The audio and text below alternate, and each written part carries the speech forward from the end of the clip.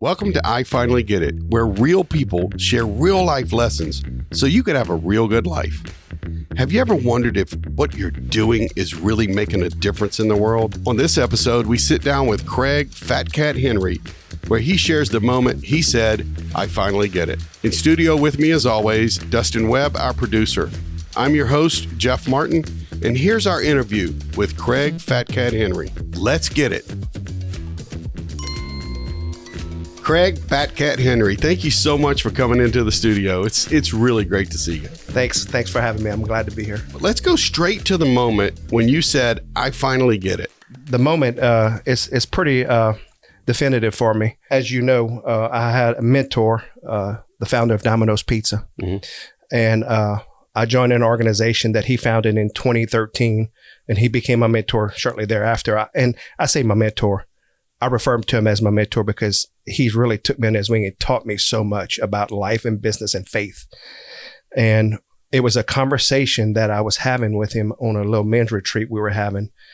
And he told me, he says, well, you do know what the most successful thing you can do in life is, right? And I was like, what's that? He says, get your wife and kids to heaven. Everything else will come. You need to focus on your wife and your kids to get them to heaven. And I realized I wasn't focusing on that.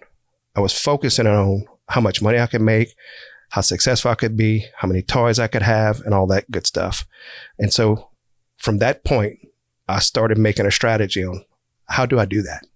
And then how do I take all these other things out of my life that are pulling me away from that? And so here we are today.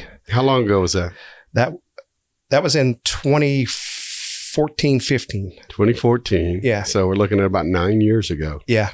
And then the pivotal point to that is when I made my Acts retreat in 2017. Yeah, correct. And a lot of people won't know what the Acts retreat. It's a Catholic based retreat for both men and women, but we go either men or women. Right. I still think we need to do a couples at some point. But it's lay driven. Yeah, it is a lay driven ministry. And I tell this story all the time, and I'll make it brief. But when I made that retreat that year, that was my 5th retreat that year. Wow.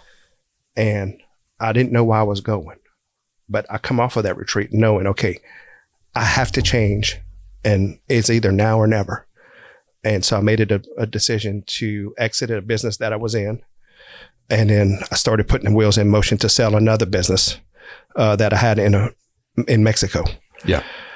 And so it took me from 2017 to 2019 to make all of that transpire. But since 2019, I have been living this life of faith and service and focus on trying to get my wife and my kids to heaven. You really have. And we'll get to that. Yeah. Was shedding those companies part of your transformation to living a more faithful life? Yeah, because I knew that money was the driving force having those businesses. And I was doing things with the money that wasn't fulfilling my mission to try to get my wife and kids. In fact, it was pulling me away from that. Correct. My pride made me feel like I had to have all these things that the world says you should have. And that wasn't aiding the mission to get my wife and kids to heaven. It was, like I said, it was taking me away. And, just crazy things, lots of toys and just spending money on things and so your pride would get in the way. And for me, I use this example all the time. LSU. I had season tickets to football, baseball, all that stuff. But reason why I had so many of those tickets is because people would come to me asking for them, and it would boost my ego and my pride. Well, go to FatCat because he's got tickets. Yeah. Well, that's the whole wrong reason for having them. I wasn't even enjoying the games anymore. Be the guy. Yeah. So let's go back because you do have a very interesting career. You came out of Midland, Louisiana, little bitty town, little rice growing community, right? Right. So tell us kind of how you went from Midland to getting started as an entrepreneur, because it's really a pretty big leap. Right. It is. And again, coming from a small town, at that point, my grandfather on my mom's side was a farmer. My grandfather on my dad's side was the owner of a little country store. Very few people in our family had gone to college. And so college was really never in the mix for me. But also I knew I was working on a family farm and in my dad's business. I just knew that I didn't want to work that hard. There had to be an easier way. And so I went in straight out of high school into the restaurant business. which is another hard industry, but it allowed me to go out and spread my wings. When I got in the restaurant business, I realized that, okay, there's a lot out here, and I had to move away to do that. So just getting out of that small circle really helped me. Yeah. To say, hey, there's a lot more to this world than living on a farm or in a farming community. And so that kind of catapulted that. I went into business for myself just because I knew that if I ever wanted to get to a point of any magnitude of wealth, that I had to get out the wings. I didn't want to be that person behind a desk or answering to somebody. Sure. People tell me all the time, I have the gift of gab. And so I wanted to be able to utilize my strengths. And when I got in business, that was one of my strengths, is that I could communicate with people and I could relate to them. Yeah. What kind of business did you get in after the restaurant business? I moved home after a divorce. Got it. We were living in Alabama at the time, and I moved home after my divorce. Went back in the restaurant business, but tinkered in a lot of different things. But I ended up as a dispatcher in a trucking company here in town. And because of my relationships with people, it allowed me to grow that business significantly.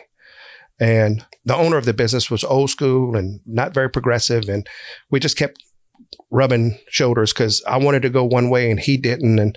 But I was bringing in revenue, right? Yeah. And so finally, one of my customers finally said that, okay, look, if we're going to grow this any further, you have to break away from this guy because we can't utilize you anymore if you do. You're too limited. Wasn't praying a lot back then, but done a lot of talking with my wife and different people and made the decision to risk it all and just go on my own. And so I jumped into the trucking business on my own, but I catered and I specialized in heavy hauling. And I focused on petrochemical and refining versus focusing on oil and gas. I still did oil and gas here in town, but that was kind of like a byproduct. I was focusing on something different than everybody else was. Yeah, that's good. And that catapulted into, I can't tell you. I mean, we ended up moving some of the biggest things you can imagine throughout the whole United States, Mexico, and Canada. And is that how it brought you to business in Mexico? It is. Yeah. It is a relationship with one of my customers. He was already involved in a business in Mexico, and I had built a great rapport with him. In fact, to this day, we're still best friends. Yeah. He's the executive of my estate. If something ever happens, still to this day, we're no longer in business, but he came to me and said, hey, look, do you want to diversify a little bit? I have this opportunity. And so I was like, sure, let me look at it, and looked at it. And I was like, oh, that's interesting. It was food-based. Yeah, sure. And so it kind of brought me back to my food roots, and I could relate to it. And I brought a different aspect to the business that they had because I understood the food business. Yep. So yeah, that grew into a pretty significant business that we ended up selling in 2019. Yeah, 2019. So the dates are starting to make sense here. Yeah. So I guess it was Legatus, the group where you met Tom? Right, exactly. And that was in 2013. Domino's? Right. Yeah, 2013. So you were still operating your trucking business or distribution business in Mexico? Both of them. I was still operating both. Oh, wow. Yeah. The trucking business was my full-time gig, and I was just a silent partner in the business in Mexico, although I traveled quite a bit to help because I wanted to understand the business in Mexico more than just being an investor. So I made trips down there and met with our largest client at the time and built a relationship with those guys. Try to really learn the business. Where are you trying to go? What you're trying to do? And how do you want to utilize this? Well, it worked perfectly because Tom Monahan had built Domino's Pizza from one store to several thousand stores, including in Mexico. And so I went sit down with Tom. I was like, Tom, how did you do this? He explained to me, he's like, well, this is what we did. And, I made a lot of money selling pizza, but I really made a lot of money selling everything back to my franchisees. Correct. Cheese and all. And so it rang a bell. I was like, well, maybe that's how we need to look at structuring this. And so we did. In fact, Tom set up a meeting with me and one of my partners and the head of Domino's at the time. I actually spent almost a whole day with him. Wow. And picked his brain and talked to the distribution side and talked to the just trucking side and all that other stuff. And we put a plan together and we grew it. We were partners with this entity in Mexico. Started at 30-something stores. And when we sold our share, we only had about 50 stores that we own a partnership in. But the whole entity was a total of almost 300 stores when we exited in 2019 versus 30-something when we started. 10x'd it. 10X it, yeah. That's awesome. That's amazing. Now, like I said, I own a fraction of 50 stores. Got it. We built this business that was just phenomenal. Yeah. So how'd you end up meeting Tom? And is it because you joined Legatus at the time? Yeah. So Tom started Legatus, and you probably know of YPO. Mm-hmm. Tom was in YPO, and you age out at YPO. At a certain age, you have to get out. And he's like, there's got to be a way for me to continue this. But I want to do a Catholic version. And so he... don't know what YPO is. Oh, I'm sorry. YPO is a Young Professionals Organization. Yeah. It's the who's who in business. It really is. Correct. I mean, it's the elite of the elite. Tom started this organization, and Lafayette didn't have a chapter. And I was invited into Legatus by one of my partners in the business in Mexico to join the Baton Rouge chapter. And you don't have to be invited in, but you have to qualify to get in, kind of like YPO. There's a criteria in order to get in. And so we joined the Baton Rouge chapter. Things were going great. We really loved it. Well, Tom approached me shortly thereafter. He said, we've been trying to start a chapter in Lafayette for some time. Would you be interested in doing that? And, at the time I was like, look, I'm interested in helping, but I don't want to be in charge. But I was on this faith journey, and my wife was pushing me. And finally they came and said, look, we really need you to be in charge. I was like, I don't think I'm the right guy. And I lack self-confidence. A lot of people don't know that about me because of my personality, but I really do lack self-confidence. And a lot of people out there do. Right. It's one of the toughest things. Confidence is just unbelievable. But even the most that you appear most confident, there's something holding you back. Oh, absolutely. So my wife finally said one night, she says, you want to walk the walk or you want to talk the talk? Wow. I was like, no, I want to walk the walk. She says, then take a shot at it. And so I did. So we started a chapter here. And I'm not trying to boast or brag, but we started Legatus in a time where oil and gas was just booming. And because we're so heavy Catholic, lots of Catholic people were making tremendous amounts of money. Yep. Businesses were doing tremendous amounts in revenue. And that's one of the criteria to get in Legatus. Correct. And so I was able to capture that group and show them what Legatus had to offer. And who wouldn't want to be in an organization that was started by Tom Monahan, the founder of Domino's Pizza, and St. John Paul II? Wow. They did it in correlation together. Tom done it with the approval of St. John Paul. Well, it was Pope John Paul back then. Correct. So, and it just blew up. Yeah. And I took the reign, and just like I said, I took off and running. Everything I do full speed ahead. Yeah, you really do. You've mentioned that your wife kind of pushed you. I think she was pulling you, really. Mm-hmm. Thank God for her, right? Oh, my God. I mean, because the ripple effect of what you're doing today and from the moves you made. And then Tom asked you that very, very important, or mentioned that your job is to get your wife and kids in heaven. Yeah. And so we're kind of back to that. Tell me about, was it a struggle letting go, or saying, I've got to get rid of these businesses so I can be of significance in the back half of my life? Yeah. So me and Jamie come from some pretty fractured families, both her side of the family and my side of the family, alcohol and just different things. And I was struggling because I was being pulled. Alcohol was a big part of my life. Yeah. And it was pulling me because that's the way I was dealing with the stress and the success and all this other stuff. And I was tired. I was tired of chasing basically my tail in a circle. Yeah. I was making lots of money, and I was buying lots of things, and I was accomplishing a lot of things, but I really wasn't.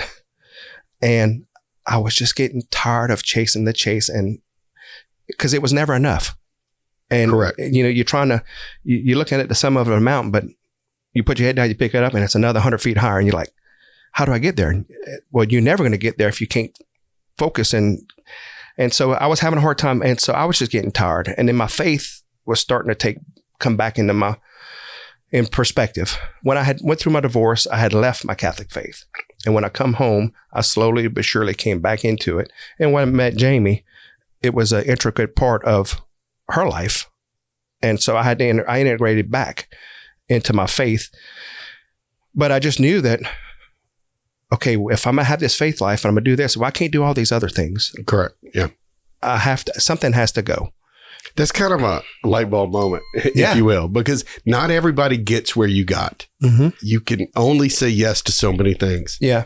At some point, you have to say no to be able to say yes to God or whatever. And I'm going to be very vulnerable at this point, because when I went through my divorce, I had to file bankruptcy. Yeah. It's probably one of the hardest things I ever had to do in my life, because I was raised, your word is your word, and that means everything. And I had to go back on my word to a lot of people, even to credit card people that I didn't even know. It still bothered me. So when I went into business, I didn't have any debt. And I risked everything I had to go into business. And that was a scary thing. So I knew that, okay, it's either got to go or else, because I can't bankrupt, because I just done that. Yeah. So when I started making significant amounts of money, I was able to save a lot of that too. I spent a lot, but I saved a lot because I didn't have any debt. And that kind of set me up from where I'm at today. By no stretch of imagination am I significantly uber wealthy or anything like that.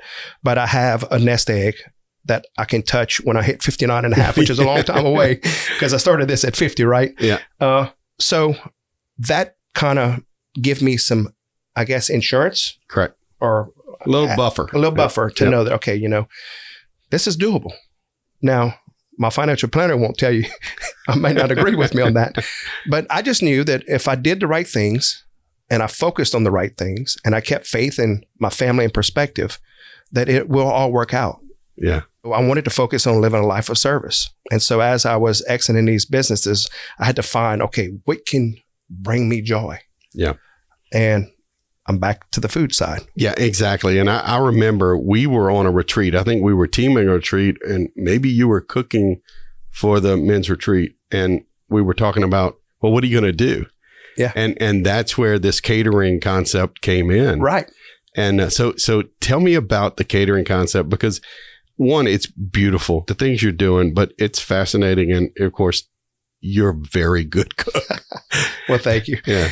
So my background in the restaurant business was Morrison's Cafeteria, which eventually got bought out by Piccadilly. So I learned, my dad was a good cook. My family was a good cook, and my dad cooked in big quantities. Went to Morrison's and really learned how to do it in big quantities, and comfortable doing multiple things in big quantities. And so that was always my true love. And people would call on me from time to time to cook for a benefit or whatever. But I was so busy with my business and stuff, that really was just a side gig. If they would call, I'd do it, but I would never put it out there that I wanted to do it. But in 2016, when we had this big flood here, Catholic Charities called me. I went out and I'd done a big cook for them, several hundred.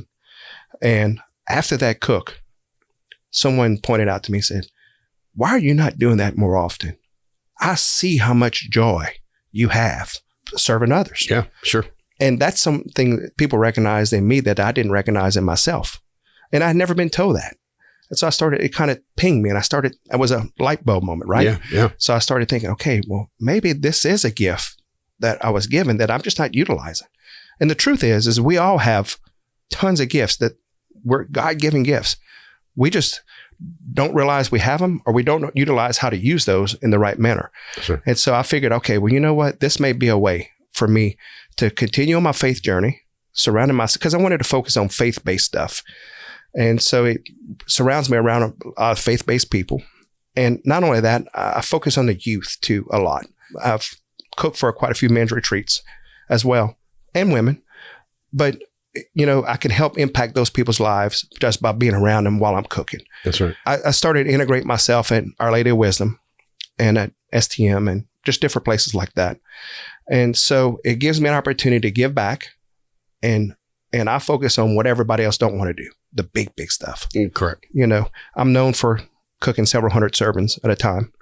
In fact, I was working this morning to feed 300 priests.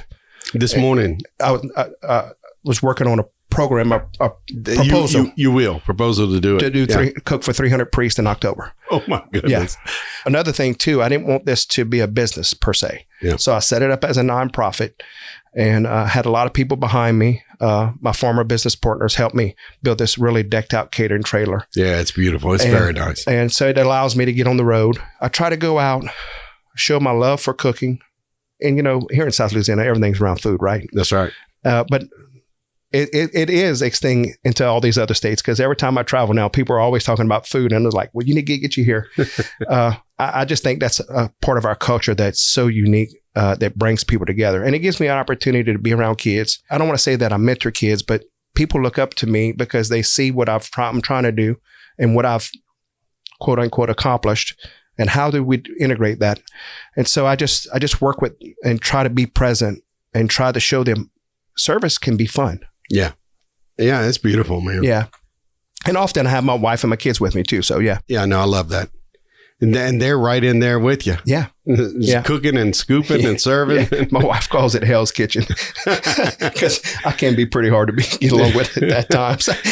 So let everybody know what the name of the catering company is. Yeah, it's called Holy Trinity Catering. Okay. Yeah. And I'll put that in the show notes too. Okay, yeah. And for the record, I'm not a full-blown catering company like everybody else. Correct. I typically focus on big stuff, and it's basic.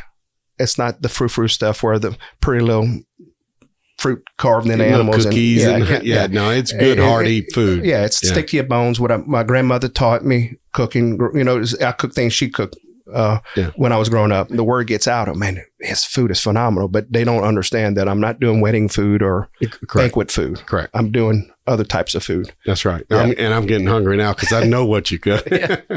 Yeah. For everybody listening out there, I want to leave them with some guiding wisdom. You shared with us, you filed for bankruptcy. You took another risk, a big risk, and started a company that brought you into another investment opportunity. Everything you did very, very well.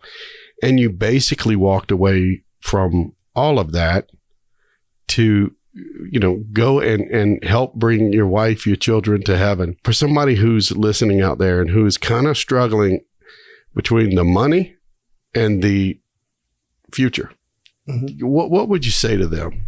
First of all, I would say, know what your why is.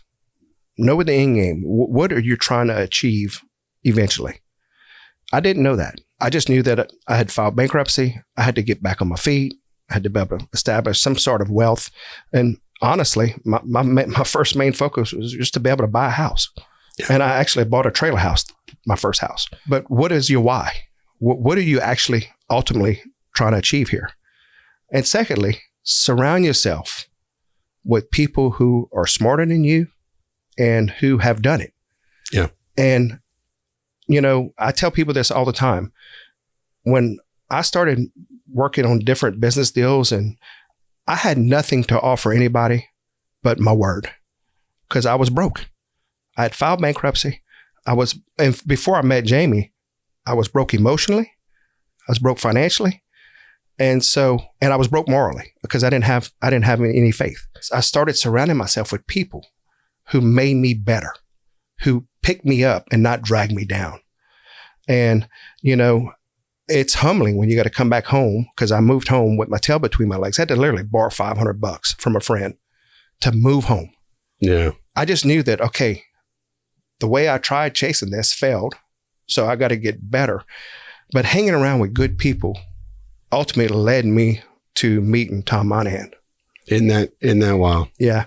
And, I shared this story just recently.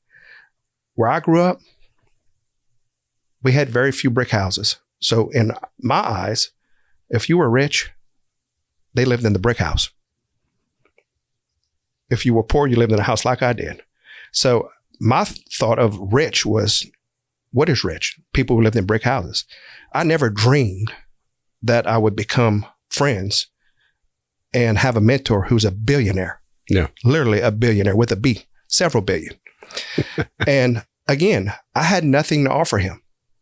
I was just part of an organization, but I was myself. And I think he was drawn to that. I didn't try to be anybody I was not. I didn't try to change the way I talk. I didn't try to change the way I dressed. I was just trying to be Craig Henry from Midland, Louisiana. Yep. And I think that draws you into people, just being humble and being who you are. Now, I will say this. I mean, you get drawn into these circles and you start trying to act like people like that. And that don't get you anywhere. No. Yeah. True authenticity is the way to go. Right. And if they don't like you for who you are, then they're not the right folks to be hanging around with. Right. And, I don't want to say it's a gift, but I show my heart pretty easy. Mm-hmm. I don't hide very much. Yeah. A lot of people don't do that. No, you're right. They're this whole fake it till you make it kind of thing. Or, we always put faces on depending on which group we're in. Your high school friends, you may put a face on that, your church friends.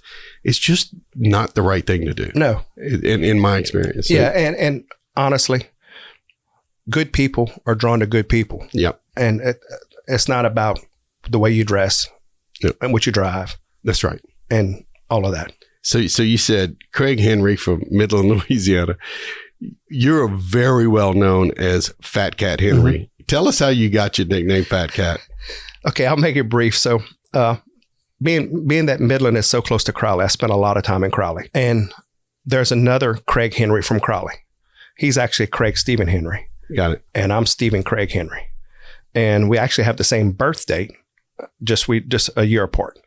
And he went by Craig Henry and I went by Craig Henry. And I always say, well, his stepdad was a doctor and he was the rich Henrys. And he was a brick house. Yeah, he was a brick house Henry, correct. Yeah. But they always kept getting us confused. People in Crowley, Craig Henry, and well, which one? Well, long story short, a friend of mine's dad, there was a motorcycle commercial and Honda made a motorcycle called a FatCat. And so I got pinged FatCat because of that motorcycle commercial and a whole other litany of things that transpired because of that motorcycle. And being a young kid, went to New Orleans the following weekend and I tattooed FatCat on my right arm. Oh, that is great. A Garfield with FatCat written underneath it. That's awesome. And so from that point, I became FatCat. Yeah. And he became Craig Henry. That is great. And so it's stuck in more ways than one. In more ways than one. And it's still there. I've modified it over the years because, he went from a young perky FatCat to kind of a droopy FatCat. And more importantly, back then everything was about the wrong reasons. That he was holding a bottle of gin. Yeah, sure. And so I tried to modify it. So as my kids, when I started having kids, I was like, okay, I was trying to change the image a little bit. But you've done that, and you've not only done it with your kids, and I see you mentoring, which really comes up to our last question. I always like to give you the last word. Mother Teresa was teaching her nuns, and that when someone encounters you, you want to leave them different and better than when you found them. Right. Whether it's the catering business, which is pretty amazing today, or anything you've experienced, how do you leave people you encounter or people that encounter you different and better? When I decided to come back into my faith and live my faith, truly live my faith. And when I say my faith, not just my Catholic faith, but living the life of a Christian and of a servant leader. I said, I'm not gonna hide behind anything, and I'm not gonna deviate from that to appease anybody. So when I started, people love my food because I cook authentic food and I take my time. I don't cut corners, and it tastes like most people's mom or grandmother cooked it. And that's something I pride myself in. But one thing I do in addition to that is I pray for the people that I'm cooking for, whether it's the kids at St. Thomas More, whether it's the kids at Our Lady of Wisdom, or whether it's you who just calls me and say, hey, look, I need a meal. A family passed away. I want to provide a meal. I pray, specifically the rosary, because that's one thing Tom Monahan did as a mentor. He challenged me several years ago to say a rosary every day for the rest of my life. And so I made that commitment and I took it serious. In fact, I took it so serious that when I didn't say it, I went to confession and confessed that I missed saying my rosary every day. And the pastor said, that's not a sin. A human being challenged you to that, not. So anyway, but I'm just using it as a point to tell you how serious I took it. So I don't always tell people that I prayed for them. Most people know it. But if I have people that I can sense when people are picking up just through conversations. And so I'll say, just for the record, so you know, I don't know why, but I prayed a special intention for you for this food today. And I can't tell you how many people that those encounters or another light bulb moment. I mean, I've had people just break down and cry. People just like text me 2 days later, say, I'm still thinking about, I cannot believe that you did that for me. And often we, in this world, a crazy world, we brag about a lot of things we accomplish and do and whatnot, but we don't often, or not very often, vocal to tell people how we intentionally tried to help them. And people, when you tell them that I prayed for you specifically, and especially if it's somebody you really don't know, and that, it's maybe your first encounter with them, it can have a huge impact on them. And I still have conversations with people that I've done that with, or they see me like months down the road, or you just don't know how much that affected me that day. And so that reassures me that I'm doing it for the right reason, and I'm on my path. But like I shared with you earlier, it's hard. This path is hard. I mean, because the world tells you can't, you shouldn't. And, all these different areas, forms of media, it's all so negative. And it can be daunting at times, because I say this too, I'm 55 years old. I started this at 50. And so when I'm not cooking or I'm not doing my retreats, and I got a lot of downtime, and, it's hard because all of my friends are working. And if some of them are maybe playing golf, I don't play golf. So it's hard for me to stay motivated and to stay focused on what my why is. But, I still got 2 young kids. I got a 30-year-old, a 21-year-old, and an 18-year-old. And I'm just trying to make them better than I was. Trying to lead them to a life better than I had. Try to leave them a life better than they had. But that foundation has to be faith. And I hope I'm not talking too much about faith on this podcast, because that's not what maybe it was intended for, but it's just such an intricate part of who I am. That's right. That makes me who I am, and it gives me my why. Thanks for joining us this week on I Finally Get It. For more information on Craig Henry and what he's up to today, please visit our show notes at ifinallygetit.com. You're not going to want to miss next week when we have Reese Terrio in studio, and he shares the moment he finally got it. Make sure to subscribe to our YouTube channel or wherever you stream your podcast so you never miss an episode. Until next time, learn real life lessons so you have a real good life.